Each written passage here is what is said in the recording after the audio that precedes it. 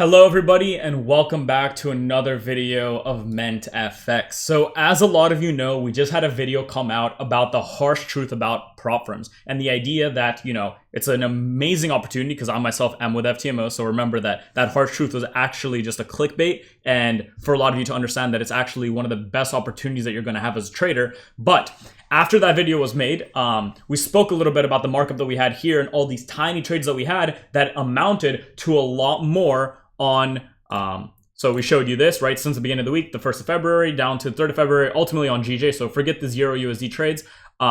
So basically on GJ, all these trades right here were based on every setup you see right here. So what we're going to do in this video is uncover a little bit about why we got involved, how we got involved, the fractal nature of Wyckoff, because we actually ended up getting involved a few times expecting sells until it became a major league distribution that we now also were able to catch. And again, as you all remember, we're hovering right now right here at 1 to 14 are locked in. So if this gets hit, that's going to be that. Otherwise, we're looking to continue to these lows for 1 to 36 until we're looking to continue even lower to these 4-hour areas at 1 to 86, and then even lower at about 1 to 150, and crazy RRs of that nature. The point that I bring by showing you guys this is that not every trade that you take is going to hit those 1 to insane amounts of RR. And those RRs that do run to those levels, you're not going to be making 140% or even 70% on those trades, unless you really do just hold, which is fucking crazy, unless you're like Wall Street Bets and you just want to hold everything you enter. But the reality is you're going to be partialing along the way as per smart money, as per areas of liquidity. Now, I wanted to break down everything that trespassed and how we got involved in all these trades. And the reality is, again, none of you have to believe me. Take this as an educational opportunity if you don't, right? But if you do, we are going to work through everything we sent out. So in my mentfx trade ideas, as you can see, as I kind of go through them from the bottom, these were the updates on GJ as we continue to play it with live updates of the partials that occurred, of us holding positions. We're going to go all the way to basically the start of this week where it happened with with GJ, and how we got involved in all these trades as we worked our way up. So we're not going to break it down to an extreme extent, but the point of a lot of this is going to be basically to explain to you how we're getting involved in all these trades and why we're getting involved. So let's keep going down here. Let's go find our first GJ trade. Okay, beautiful. So we have GJ here.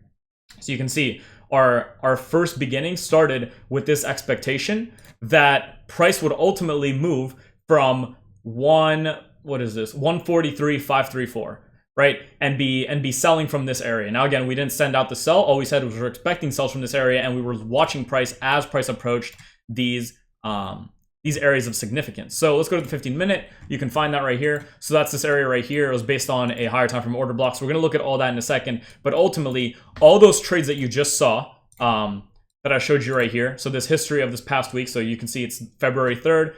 February 3rd, we're currently, where is it? Yeah, so we're currently still hovered in this position, as you can see, locked in at this high right here. Maybe if we can zoom out a little bit, you guys can see this a little bit better. Yeah, there we go. So we're currently locked into this position that we took up here. The stop loss is locked in at this high, and we're still expecting those lower prices to be met on this account. So that's floating right now. So that's still a floating trade, but we're going to basically go over how we did all of that in the last 2 days, all within, ultimately, if you want to think about it, this area of price action right here. So this area of price action basically has every single trade that you just saw me show you on that history. And it's all from the 2nd of February, or like even the 1st, right? I'm not exactly sure. Let me just check real quick. First. Okay, so the first one was on the 2nd. Yeah. So GJ, since the 2nd of February, has given us all those opportunities for engagement ultimately, right? And this should also go to show you that you have the ability to pick one currency and stick to it and trade it consistently and trade it very well. So let's start on the higher time frames. Let's get rid of all this stuff we have here. Let's get rid of all this. We don't really need it. And let's start at the very bare bones, right? So let's start right here. This is where the week began, and this is what we were looking at right here.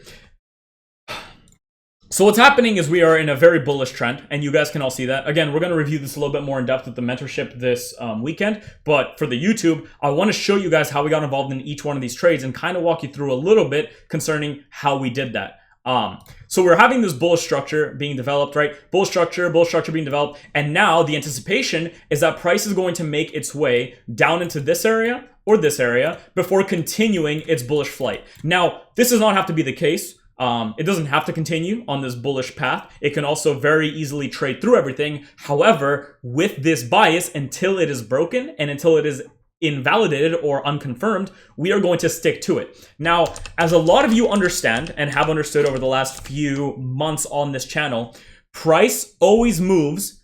If price wants to get from here to here, what does it have to do? It has to sell to buy. If price wants to get from here to here, it doesn't just sell to it, it buys to sell. There's constantly, oh, I think I just heard this trade actually close, did it? Yes, it did. Okay, perfect. So you guys just saw that live. We had another trade collapsed, and this is our nice little history. So that just got added to the history because that trade was just fully collapsed. So unfortunately, this isn't hold.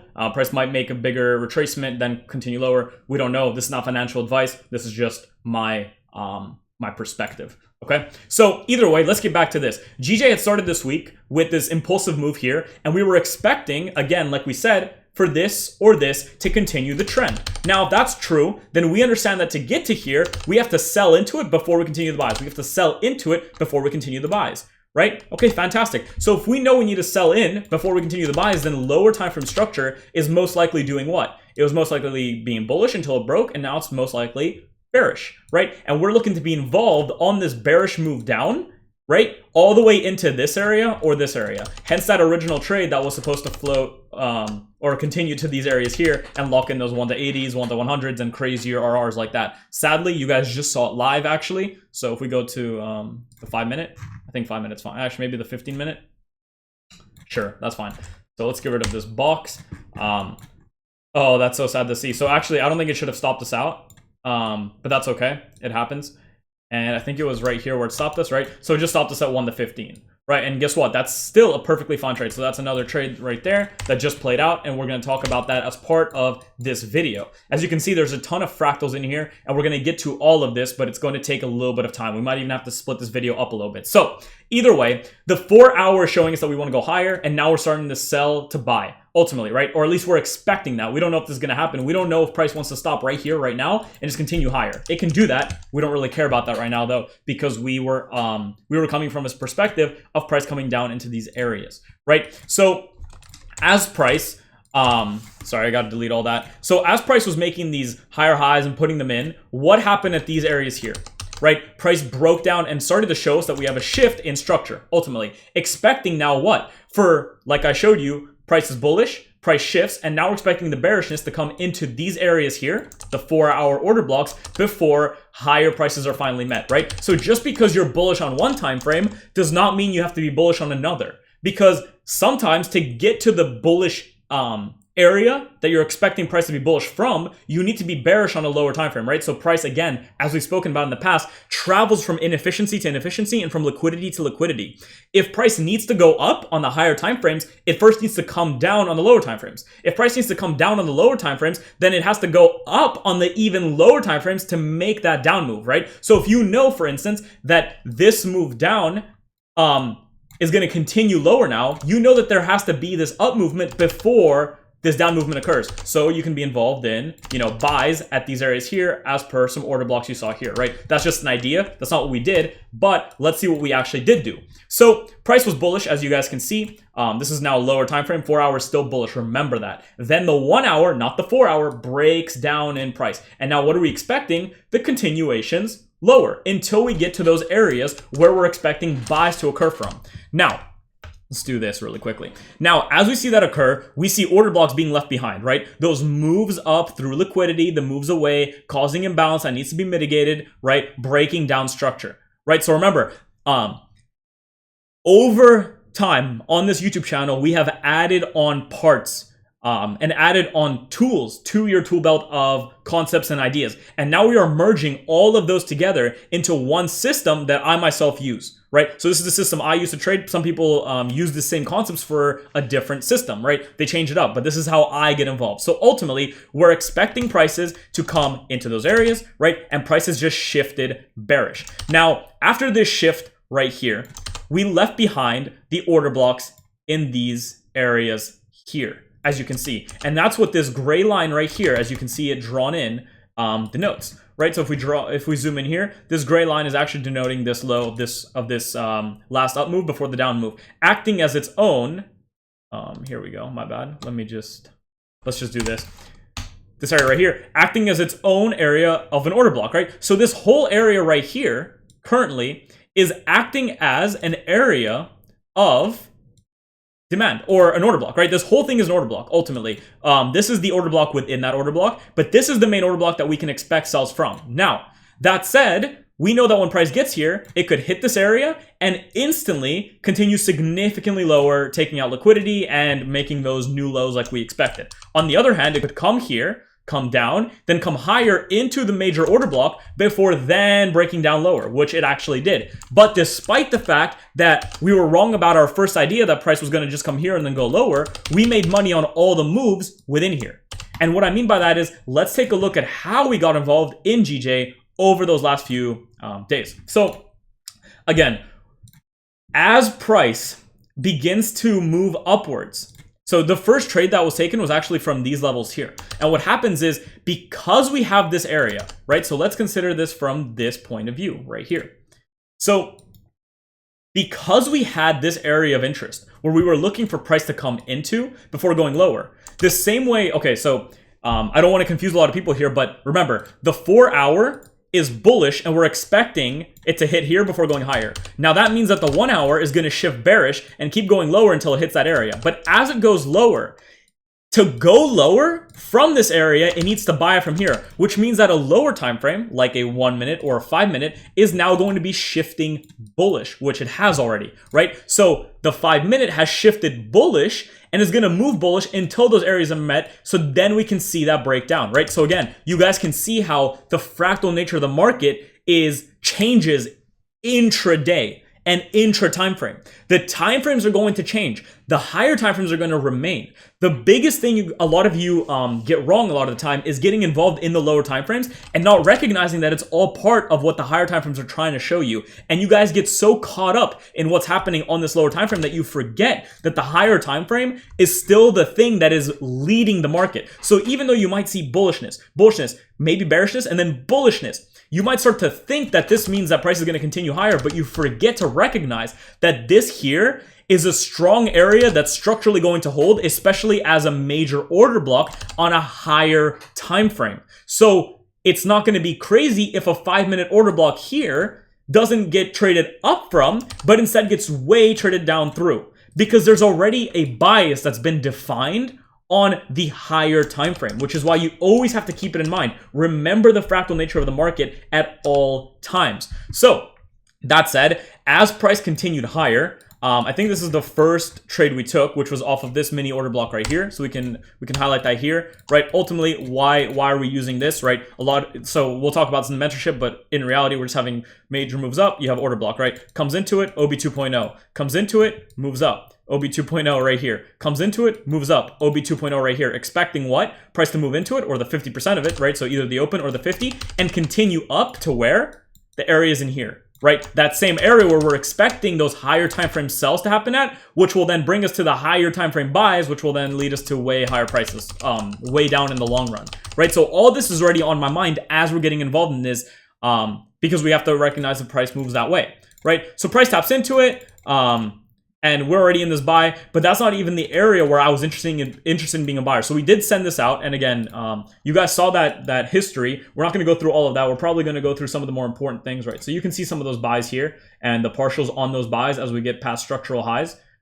Those are all shared in here. But that said, we're actually going to go and find our first main Wyckoff schematic that we were involved in, which was right here, and how we got involved in that. Okay, so you can see it all occurred in here, and you'll see how low we got on this, but how everything still respected itself price-wise as it does on the higher time frames, right? So let's take a look at this. So price does what? It continues even higher, right? So what's it doing concerning everything we just spoke about, right? Structure's moving higher, making new OB 2.0s that we can trade from, moving higher. New OB 2.0s that we can trade from, move higher, so on and so forth, right? So we have areas of interest at these levels, right? So price breaks higher, and we're still not interested in being buyers. Now look what happens. Again, price comes in. Oops. Let's get rid of that. Price comes in, price goes higher. Where's the OB 2.0? Right here. Okay, so this is that first area we had as an order block. So this area functions as an order block, and guess what? You can already be a counter trend buyer, right, for that higher, for that area right here, just like that, at a 1 to 9, right? So if we play this out, we can see what happens. So that actually loses if you waited, or actually if we go right below the low properly, let's see what happens. I'm not 100% sure. Do we actually get to that high or not? See, we don't actually get to that high. And despite that, we made money on this trade. Now, how did we do that? Well, confirmation. The importance of confirmation, understanding it. So let's take a look. Let's go back again. Let's go back like this. So again, let's go like this. There we go.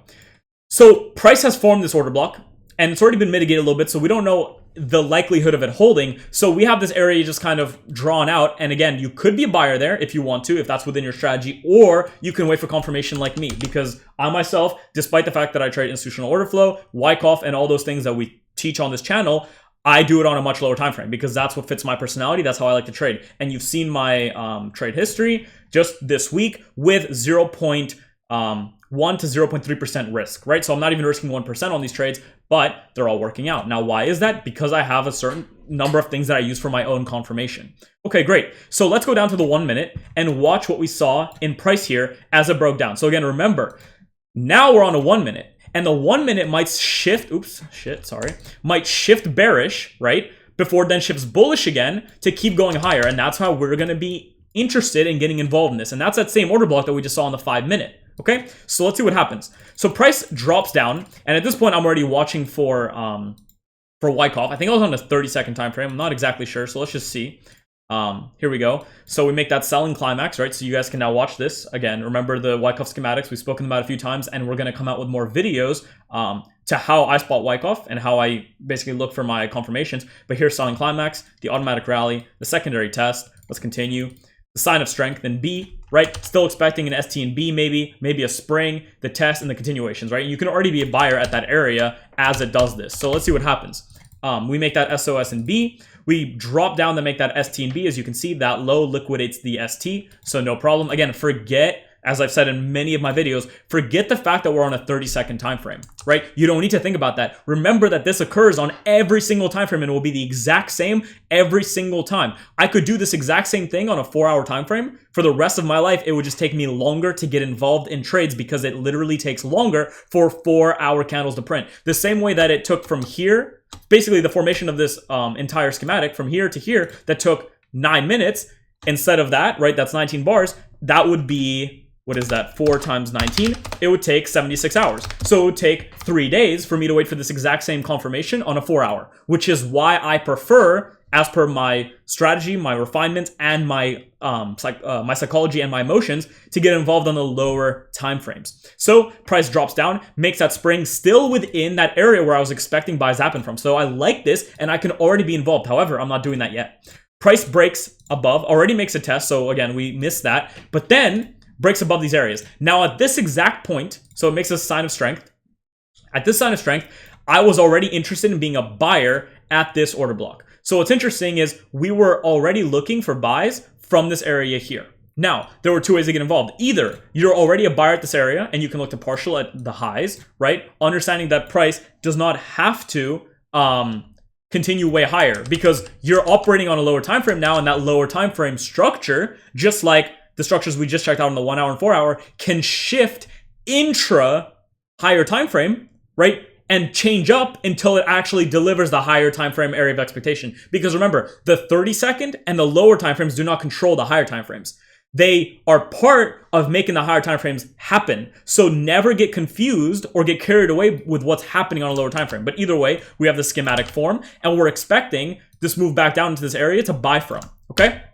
So now we were on the 15-second, I believe, and we had this price action happening, and we're expecting price to come into here and give us a buy opportunity, right? So as price drops down, I entered my buy here. Okay, so this is and this should be a little bit below the low. I'm sorry. There we go. So I entered my buy right here. And again, for a second, recognize that this 1.2 pip stop loss isn't over leveraging. It's nothing of that sort. What this 1.2 pip stop loss represents is a lower time frame entry.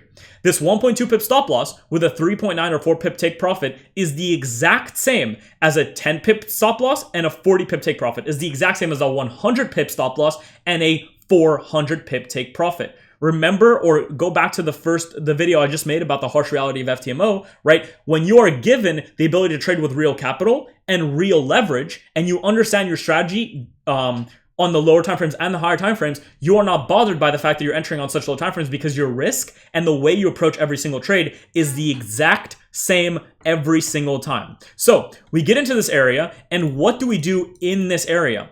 We start to make another schematic. We come down, we make the selling climax. We move up to the automatic rally. We come down to the secondary test, making equal lows. Come to make maybe an ST and B if you want to count that, right? So this is the ST. Here's the ST and B. So actually, I actually probably marked this up wrong, but you know, it still gave me the same thing. And then you got the spring right here that liquidates all those lows as well, right? So same thing that you see happen on higher time frames as well. Now, I was already a buyer here, and seeing this gave me more confirmation, because at this point, we saw the liquidity that lay above this trend line, right? So if you take a look, let's go back to the Discord. Again, these were all sent beforehand. Here they are. That was the buy I took, expecting that partial. And as it began to play out, here it was, right? And you can see, so let's actually make this full screen. You can see that I sent this out, right? STNB or spring. We've already entered that buy earlier, and we were building that liquidity to go higher. So here we go. Let's, this is the video that you guys have already seen, but you know, it is what it is. So let's actually go down to where it was, right about here, I believe. Yeah, so at this point, we were already involved in the buys at this area. We had another opportunity to get involved in buys off of this right here, which was the smaller time frame. Actually, can we make this bigger? I wonder. Oh, we really can't. That's so sad, right? And then you can see that as price took off, we had that partial area the exact same way I just showed you off of that high. And you can see that confirmation right here with the profit, with the entry of the normal lots, with the stop loss move to break even, with the first partial taken just above that high, as per the markup. So again, that's the proof for you if you needed it. Those that don't believe it, I don't know what else to do for you, but ultimately, again, if you need the proof and this is not enough for you, just take this as an educational material and learn from it. Okay, so we made that spring, we began to break higher, okay? And at this point, we again saw that we had another opportunity for entry at the last down candle before the up candle, because we still haven't gone here. So there were opportunities for entries for buys again at this entire down move right here, which counts as its own order block right here. Because remember that this down move on this 15 second could be a 30 second order block. So if we go to or even 1 minute, yeah. So the 1 minute order block is actually this. So you could be a buyer there, or 50% of it, or you know, off the body of it. Let's go back to the 15 second, right? And that's where we sent out that other buy. You can see price never tapped into it, and price got up to our partials at these buy areas. So again, forget the fact that we're looking at a very low time frame. This is the same way you would approach a trade on a much higher time frame. This could also repeat on a daily. It would just take what? Like I said, this whole thing took about 167 bars, right? So 41 minutes to get involved in this entire play, which looks very small. It's a 15-second chart, but there's still a lot that goes into this analysis. The same way, if you wanted to do this on a daily chart, you could still catch the same thing on a daily chart, but it would take 167 bars,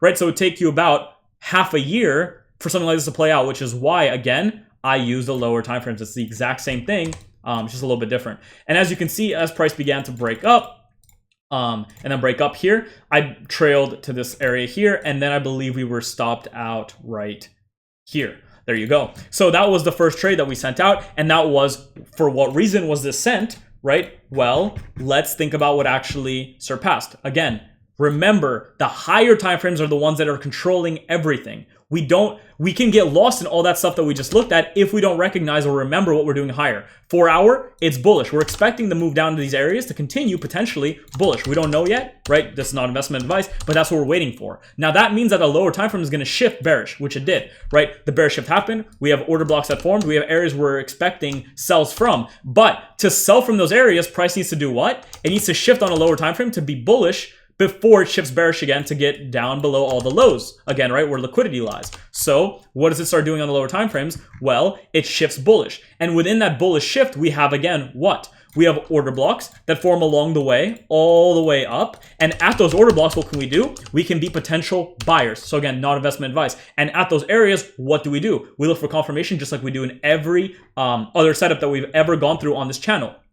right? So as price continues higher, we get involved in the order blocks that form. We look at the order blocks that form, wait for price to do what? Shift bearish, give us Wyckoff, shift bullish, give us new Wyckoff if we want to wait for it, but we didn't wait. So in this case, I didn't actually enter off this Wyckoff. I entered off of this Wyckoff test, right? So this order block right here. We entered on that and we took it to the partial. Again, the RR on this was not crazy. Now, this trail is what could have made it crazy. For instance, if this price did respect this trail and then continued to either this open at 1 to 8 RR or even 50% of that open, that would have been a 1 to 20 locked in. Now, that doesn't mean that we lost a trade. We made money, as you saw from the this, right? So that was the first GJ buy. I think it was this one or it was this one right here. I'm not exactly sure. There were a lot that surpassed this week. We've taken a lot of things, as you saw on the overall thing, right? We're about to go over all of this stuff here. We might look at this in a future video, but ultimately, if this trail did hold, then this could have ran an easy 1 to 20, right? But in reality, it only ran 1 to 3, but 3 RR or 3% or, 0.3% times 3, so 1% on your account within 9 minutes is very, very, or 32 minutes, whatever it might have been, is very, very good. Never forget that. Don't let the RR and the huge RRs get to your head. You have to recognize that you can take partials and you can take positions off, because in the future, that 3 RR partial, so let's consider it as 1.5%, right? So we technically, when we partialed here and then trailed to here, made 1 to 3, so 1 to 1.5, so 1.5 RR, and then 1 to 3, so 1.5, so 3 RR total. That 3 RR is 3%, okay? Now that 3% could be 30 cents, just like we spoke about in the last video. It could be $3. It could be $30. It could be $300, right? So consider capital. It could be $3,000. So if you were trading this and this partial meant taking a $3 partial, would you want to do it? No. But if you were operating on $1 million account and you took this and this partial meant securing 30K or 300K on your account, would you do it? Fuck yes, you would. It would be no question about it. So that's why I bring your mind to this and hope you understand this, because your strategy has to be built around the idea that you are managing a good sum of money. Because once you have that in line and you know how you want to manage properly, you can go and actually get that capital now, as per the last video we spoke about in FTMO and other prop firms like that. So always keep that in mind, right? And we were expecting those prices to continue higher. Guess what? They took us out at the trail, right? Came back down to this area, gave us another buy opportunity that came up to new highs. So again, this buy that you might have missed came back down to test the areas down here, gave you another buy up into these areas, and then broke down. Right? So again, as you're watching this price action, even if you got involved here or in the future or here or wherever it might have been, understanding how to partial properly as per structural points would have kept you at making money and never losing, even though this low here seems like it would have taken out all the people here. And guess what? This movement here actually did indeed take out a lot of people that didn't do what I did in terms of managing your trade properly, in terms of breaking even as per your strategy, in terms of partialing at areas where you understand smart money could get involved potentially in lower time frame, because this is a lower time frame. What is it called? Counter trend ideas. Because remember, the lower time frames don't control the higher control the lowers, but the lowers can switch around before reaching those higher. So if this is a 4-hour POI right here, the 30-second chart will be bullish, we'll switch bearish, we'll switch bullish, we'll switch bearish, we'll switch bullish, we'll switch bearish, bullish, bearish fully, right? Switching you bearish on an even higher time frame, and then switch bullish, hitting this area, switching bearish, giving you options to get in and partial before switching bullish, coming up higher and switching even more bullish into this area again, right? So this is all a certain POI or a order block, and then finally switching bearish, that breaks down, switching bullish before breaking down bearish, right? And this can all happen on a lower time frame that's still part of that larger time frame bias, which is going to make it go short, which it still did, right? So always remember that the lower time frames are not the ones that are controlling the higher time frames. The higher time frames are where most order flow is in, and that's what's controlling the lower time frames you're looking at. So never get confused or don't get swept and get hypnotized by watching every single one of these little candles on the 30-second. Because if you're watching these or yeah, like the 1 minute, if you're watching these intently and watching this play, right, like bullish, still getting involved, seeing this switch, you're going to be scared that you missed your entry because it never hit your order block, and thinking that you need to start getting involved in sells at these order blocks to go lower. And that's why order blocks fail, because you don't, so like this order block right here, let's go like this. Okay, so this order block right here, right, would have failed. Now, why did this order block right here fail? Not because the order block is bad. This order block is valid, but because it's not valid with the bias that you're currently expecting price to move with, right? Because you're still expecting the price to go here. So if you're expecting price to get here, then why would you be selling this, right? Always ask yourself these questions. Always remind yourself, what is my higher time frame doing? So because this video went on for so long, I'm going to let it function as a little, motivational speech and a little bit of an answer to a lot of your questions concerning, which order block holds, what do I do, and how we look at the counter trend trades and how we get involved in them, so you guys can see how you should be getting involved. And we're going to save this major Wyckoff within Wyckoff shenanigans that we got involved in for the rest of these trades that surpassed over the last two days in the next video. So thank you so much for watching. Stay tuned for this next video where we're going to break down the living shit out of everything that occurred here. And I'll see you guys in the next video. Thank you so much for watching. Leave a like if you enjoyed it. Leave a dislike if you didn't. And I'll see you guys in the next one. Peace.